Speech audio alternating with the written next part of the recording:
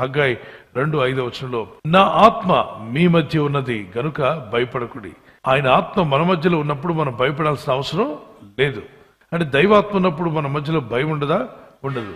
పిరికితనం గల ఆత్మ వేరు, దేవుడు ధైర్యంగా ఇచ్చే ఆత్మ వేరు. దేవుని యొక్క ప్రజలను కాపాడడానికి, ఇజ్రాయేలును కాపాడడానికి దేవుడు వారి మధ్యలో ఆయన ఉన్నాడు.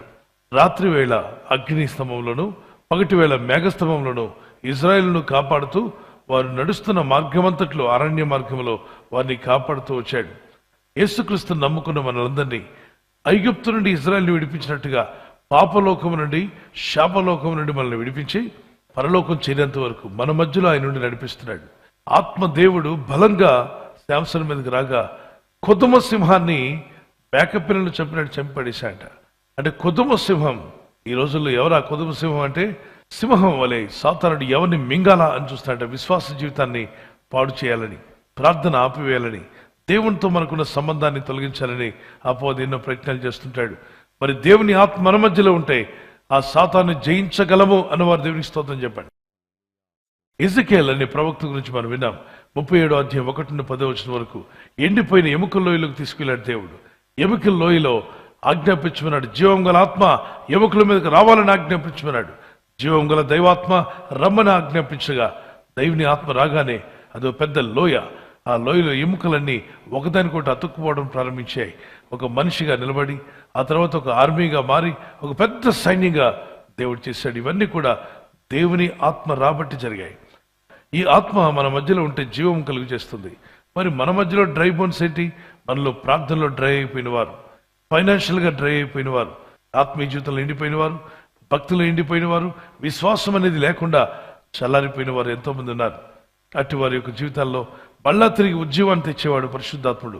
ఎండిన ఎముకలను తిరిగి జీవింపచేసిన దేవుడే మీ బ్రతుకులను కూడా జీవింప చేయగలడు. మీ కుటుంబంలో ఎవరైనా ఇంకా రక్షణ లేకుండా ఉంటే ఎండిపోయిన ఎముక వలె ఉన్నాడేమో, ఆ వ్యక్తి రక్షణలోకి వచ్చును గాక.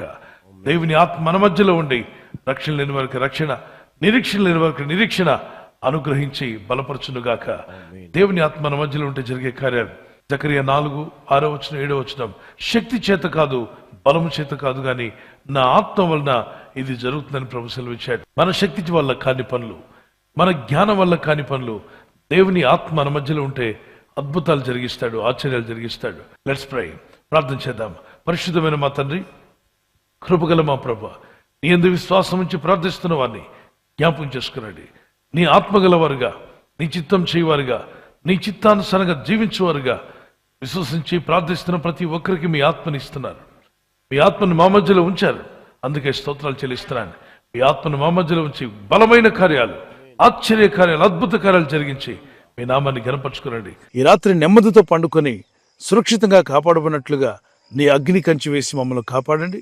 మీ చిత్తములో కొనసాగే కృప అందరికీ దయచేయమని యేసుక్రీస్తు ప్రశస్త నామములో వీరందరికీ చక్కని నిద్ర దయచేసి తెల్లవారు లేచి కృపను మాకిమ్మని క్రీస్తు నామములో అడిగి వేడుకుంటున్నామా పరలోకపు తండ్రి.